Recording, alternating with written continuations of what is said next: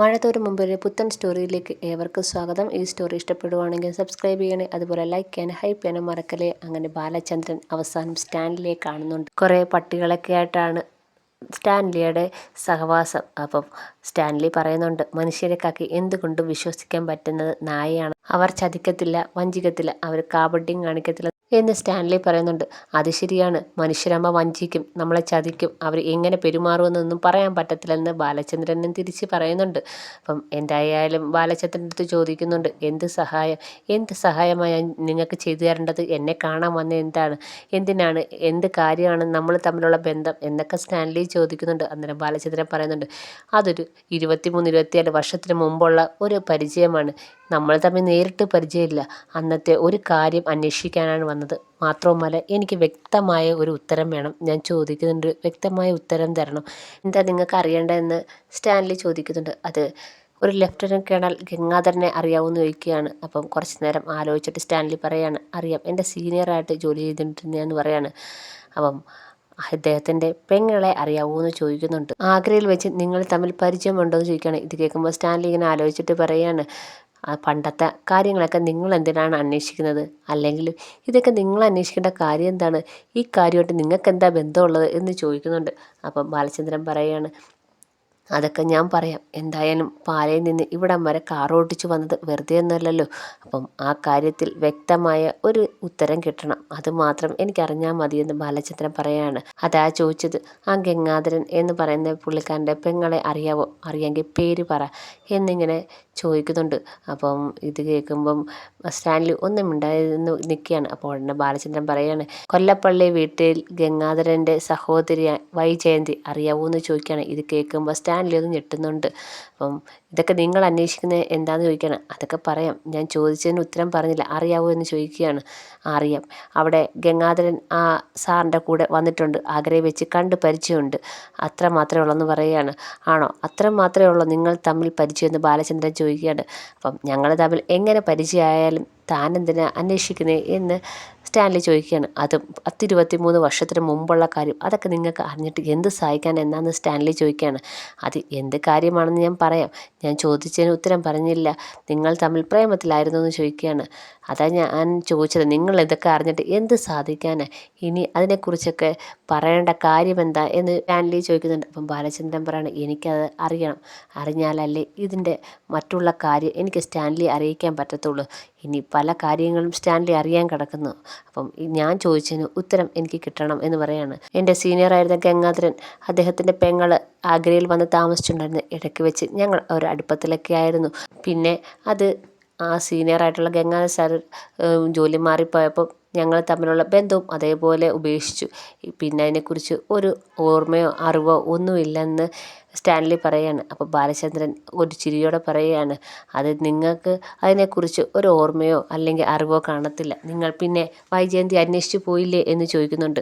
അപ്പം പിന്നെ അതിനെക്കുറിച്ച് അന്വേഷിക്കണമെന്ന് എനിക്ക് തോന്നിയില്ല. മാത്രമല്ല, ഒരു വട്ടം ഞാൻ അന്വേഷിച്ച് അവരെ വീട്ടിൽ കൊല്ലപ്പള്ളിയിൽ പോയായിരുന്നു. അപ്പം അവർ എന്നോടത് കാണാനോ വൈജയന്തിയെ കാണാനോ സംസാരിക്കാനോ സമ്മതിച്ചില്ല. പിന്നെ അതൊക്കെ ഇപ്പോൾ ഇനി പറഞ്ഞിട്ട് ഒരു കാര്യമില്ല. ഞാൻ ചോദിച്ചതിന് നിങ്ങൾ ഉത്തരം പറഞ്ഞില്ല, നിങ്ങൾ എന്തിനാണ് ഇതൊക്കെ അന്വേഷിക്കുന്നത് എന്ന് ബാലചന്ദ്രൻ്റെ അടുത്ത് ചോദിക്കുകയാണ്. ഇത് കേൾക്കുമ്പോൾ ബാലചന്ദ്രൻ പറയാണ്, അത് ഞാൻ അറിയേണ്ട ഒരു കാര്യമുണ്ട്.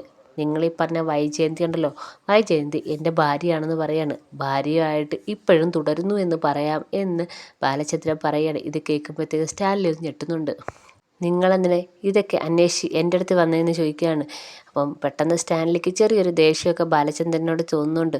നിങ്ങൾ എന്തിനാണ് ഇപ്പോൾ എൻ്റെ മുന്നിൽ ഇതും അന്വേഷിച്ച് വന്നതെന്ന് ചോദിക്കുകയാണ്. നിങ്ങൾക്കെന്താ ഈ പ്രായത്തിൽ സംശയരോഗമാണോ എന്ന് ചോദിക്കുന്നുണ്ട്. അപ്പോൾ ബാലചന്ദ്രൻ പറയാണ്, അതൊക്കെ പറയാം, അതിലേക്കാക്കി വലിയൊരു കഥ ഇനിയും നിങ്ങൾ കേൾക്കാതിരിക്കുന്നുണ്ട്. അന്ന് നിങ്ങൾ കൊല്ലപ്പള്ളിയിൽ വൈജയന്തി അന്വേഷിച്ച് വന്നപ്പോൾ വീട്ടുകാർ എന്താണ് പറഞ്ഞതെന്ന് ചോദിക്കുകയാണ്. അപ്പം സ്റ്റാൻലി ഇങ്ങനെ ചെറിയ ദേഷ്യത്തോടെ പറയാണ്, അവൾ വേറെ കല്യാണം വായിച്ചു പോയെന്നാണ് എന്നോട് പറഞ്ഞത്. പിന്നെ ഞാൻ അവൾക്ക് വേണ്ടി കാത്തിരിക്കേണ്ട ആവശ്യമില്ലല്ലോ, അതോടെ ആ ബന്ധം ഉപേക്ഷിച്ചു. പിന്നെ നിങ്ങളെ അപ്പം അവൾ കല്യാണം കഴിച്ചേയില്ലേ, പിന്നെ എന്തിനാണ് ഇപ്പം എന്നെ അന്വേഷിച്ച് വന്നതെന്ന് സ്റ്റാൻലി ചോദിക്കുകയാണ്. അപ്പം ബാലചന്ദ്രൻ പറയാണ്, ഞാൻ എന്തായാലും മുമ്പേ പറഞ്ഞതുപോലെ ചുമ്മാ അതൊന്നും അല്ലല്ലോ അവിടുന്ന് ഇവിടം വരെ അന്വേഷിച്ച് വന്നത്, വെറുതെ ഒന്നുമല്ലല്ലോ, അതിന് കൃത്യമായി കാരണമുണ്ട്. പിന്നെ മുമ്പേ പറഞ്ഞതുപോലെ പല മനുഷ്യരും നമ്മളെ പറ്റിക്കും, ചതിക്കും, വഞ്ചിക്കും. അത് നമ്മൾ കാലങ്ങൾ കഴിഞ്ഞായിരിക്കും അറിയുന്നത്. അപ്പം അങ്ങനെ വഞ്ചിക്കപ്പെട്ട ഒരു മനുഷ്യനാണ് ഞാനെന്ന് പറയാണ്. ഇത് കേൾക്കുമ്പോൾ സ്റ്റാൻലി ഇങ്ങനെ ബാലചന്ദ്രനെ നോക്കുന്നുണ്ട്. എന്താ ഞാൻ പറഞ്ഞത് നിങ്ങൾക്ക് മനസ്സിലായില്ലേ എന്ന് ബാലചന്ദ്രൻ ചോദിക്കുകയാണ്. എനിക്കെങ്ങനെ മനസ്സിലാവാനാ? നിങ്ങളുമായിട്ട് ഞാൻ ഒരു ബന്ധവുമില്ല. പിന്നെ നിങ്ങൾ ഇങ്ങനെയുള്ള കടങ്കഥകളൊക്കെ വന്ന് എന്നോട് പറഞ്ഞാൽ എനിക്ക് വല്ലതും മനസ്സിലാവുമോ എന്ന് ചോദിക്കുകയാണ്. അപ്പം ബാലചന്ദ്രൻ പറയാണ്, നിങ്ങൾക്ക് മനസ്സിലാവത്തില്ല. നിങ്ങൾ ഇപ്പോൾ പറഞ്ഞ ആ വൈജയന്തി ഉണ്ടല്ലോ, ആ വൈജയന്തി എൻ്റെ ഭാര്യയായി ഇത്രയും വർഷം എൻ്റെ കൂടെ കഴിഞ്ഞ് ഇപ്പോഴാണ് ഞാൻ ചതിയുടെയും വഞ്ചനയുടെയും കഥ അറിഞ്ഞെന്ന് പറയാണ്. കുടുംബക്കാർ എല്ലാവരും കൂടെ ചേർന്ന് എന്നെ പറ്റിച്ചു, എന്നെ ഈ ചതിയിൽ പെടുത്തി, എന്നെ വഞ്ചിച്ചു എന്നൊക്കെ ബാലചന്ദ്രൻ പറയാണ്. അപ്പോൾ സ്റ്റാൻലി ഒന്നും മനസ്സിലാവാതെ ചോദിക്കണം, നിങ്ങൾ ഇതൊക്കെ ഇവിടെ വന്ന് പറയേണ്ട കാര്യം എന്താ? എന്നോട് എന്തിനാ ഇതൊക്കെ പറയുന്നതെന്ന് ചോദിക്കണം. എൻ്റെ സമയം വെറുതെ കളയാനാണോ എന്ന് ചോദിക്കുകയാണ്. മാത്രമല്ല, നിങ്ങൾ ഈ പറയുന്ന വൈജയന്തി എന്ന് പറയുന്ന സ്ത്രീയെ ഞാൻ അന്ന് കണ്ടു, പിന്നെ ഇതുവരെ കണ്ടിട്ടില്ല. അവരെക്കുറിച്ച് ഒരു കാര്യവും എനിക്കറിയത്തില്ല. ഇപ്പോൾ നിങ്ങൾ പറഞ്ഞപ്പോഴാണ് വൈജയന്തിയുടെ ഭർത്താവ് നിങ്ങളാണെന്ന് പോലും ഞാൻ അറിയുന്നത്. പിന്നെ നിങ്ങൾ എന്തിന് ഈ ചതിയുടെയും വഞ്ചനയുടെയും കഥയുണ്ടെന്നൊക്കെ പറഞ്ഞ് എന്നോട് പറയാൻ നിൽക്കുന്നതെന്ന് സ്റ്റാൻലി ചോദിക്കുന്നുണ്ട്. ഈ ചതിയിൽ ഒരു പങ്ക് നിങ്ങൾക്ക് ഉണ്ടെന്ന് ബാലചന്ദ്രൻ സ്റ്റാൻലി അടുത്ത് പറയാണ്. ഞാനോ? ഞാൻ ഏത് രീതിയിലാണ് നിങ്ങളെ ചതിച്ചെന്ന് ചോദിക്കുകയാണ്. അതൊക്കെ ഉണ്ട്. നിങ്ങൾക്ക് വൈജയന്തി അന്ന് നിങ്ങൾ തമ്മിൽ പരിഞ്ഞതിന് ശേഷം പിന്നെ കണ്ടിട്ടുണ്ടോ എന്ന് ചോദിക്കുകയാണ്. പിന്നെ ഞാൻ കണ്ടിട്ടില്ല. പിന്നെ എത്ര കൊല്ലമായി? 10-24 കൊല്ലമായി. വൈജയന്തി എവിടാണെന്നോ കല്യാണം കഴിച്ച് ജീവിക്കുന്നതെന്ന് അറിഞ്ഞതിന് ശേഷം ഞാൻ ഒരു തരത്തിലും വൈജയന്തിയുടെ പുറകെ പോയിട്ടില്ല, അന്വേഷിച്ച് പോയിട്ടുമില്ല എന്ന് സ്റ്റാൻലി പറയാണ്. അപ്പോൾ ബാലചന്ദ്രൻ പറയാണ്, നിങ്ങൾ അന്വേഷിച്ച് പോയിട്ടില്ലെങ്കിലും വൈജയന്തിക്ക് അത്ര പെട്ടെന്നൊന്നും നിങ്ങളെ മറക്കാൻ പറ്റത്തില്ലായിരുന്നെന്ന് പറയാണ്. അപ്പോൾ സ്റ്റാൻലി ഇങ്ങനെ ബാലചന്ദ്രനെ നോക്കുന്നുണ്ട്. എന്നിട്ട് ബാലചന്ദ്രൻ വീണ്ടും പറയാണ്, ഞാൻ പറഞ്ഞത് സത്യമാണ്. അത്രയും പെട്ടെന്നൊന്നും നിങ്ങളെ അവൾക്ക് മറക്കാൻ പറ്റത്തില്ലല്ലോ. അത്രയ്ക്കും ദൃഢമായ ബന്ധമായിരുന്നല്ലോ നിങ്ങൾ തമ്മിലുള്ളതെന്ന് ബാലചന്ദ്രൻ സ്റ്റാൻലി അടുത്ത് പറയാണ്.